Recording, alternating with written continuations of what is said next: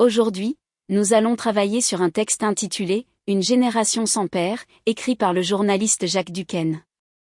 Après ce court reportage entre moi et le journaliste, nous allons écouter l'audio du texte pour mieux comprendre ses idées sur l'éducation des jeunes et le rôle des parents.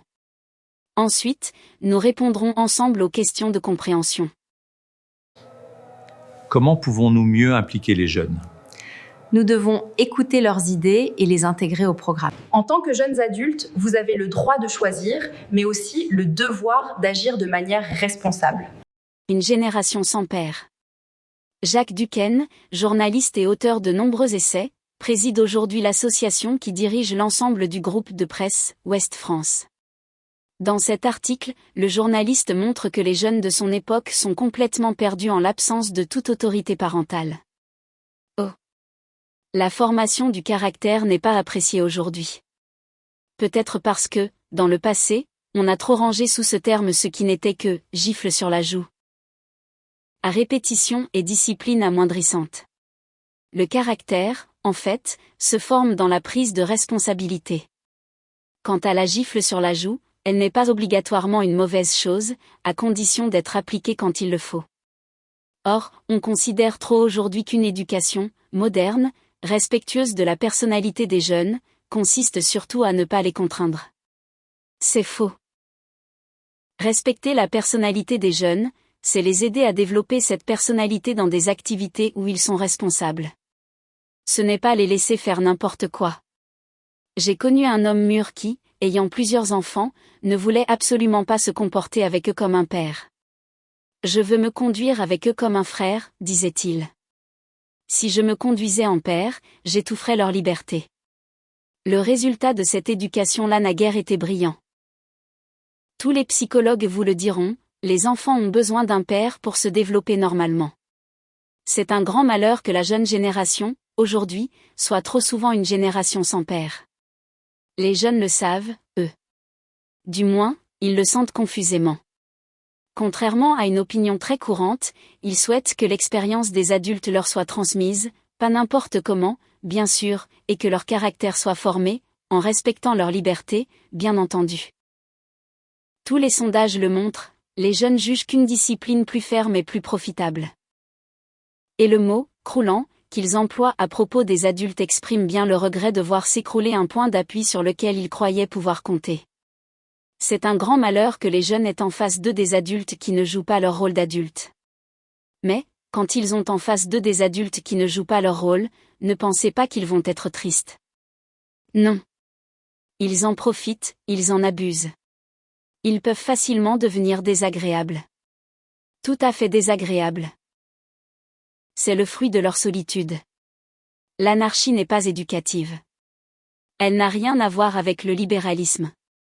Elle établit la loi de la jungle qui, comme on le sait, n'est pas très respectueuse de la liberté. C'est un grand malheur que liberté et anarchie soient si souvent confondues. D'après Jacques Duquesne, Ouest France, 1976.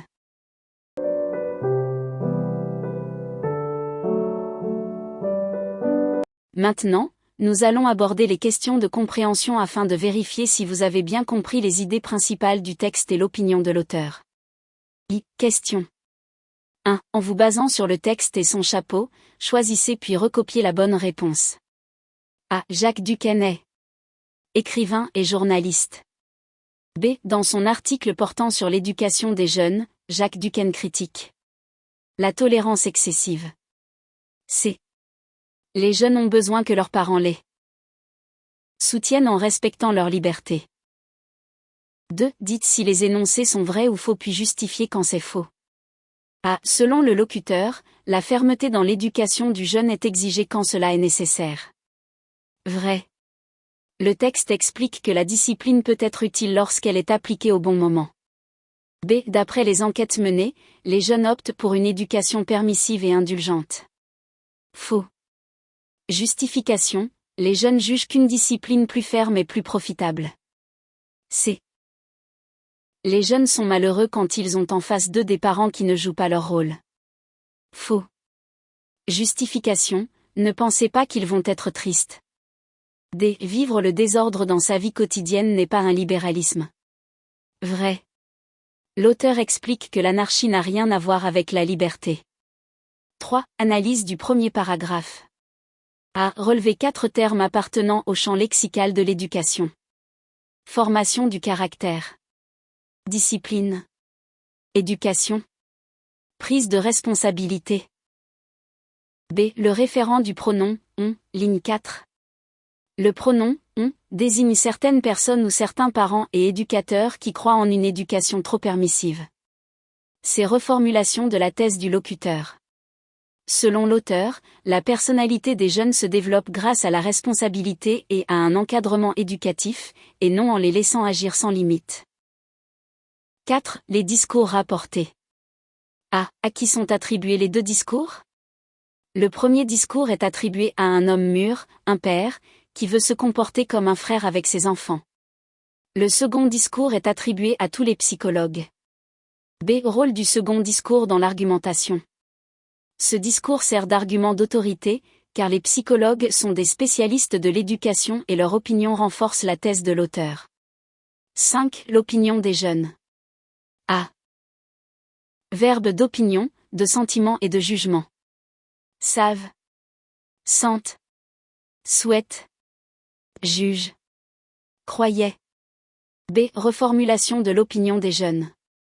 Les jeunes veulent que les adultes les guident et leur transmettent leur expérience tout en respectant leur liberté. 6. Parallélisme de construction. Parallélisme relevé. Ils en profitent, ils en abusent. Justification. L'auteur utilise cette construction pour montrer que l'absence d'autorité pousse les jeunes à dépasser les limites et à profiter excessivement de la situation. 7. Réponse personnelle, exemple de réponse modèle. Personnellement, je préfère vivre dans une liberté guidée. En effet, la liberté est importante pour développer sa personnalité, mais il est aussi nécessaire d'avoir des règles et des conseils des adultes. De plus, l'encadrement aide les jeunes à éviter les erreurs et à mieux réussir dans la vie.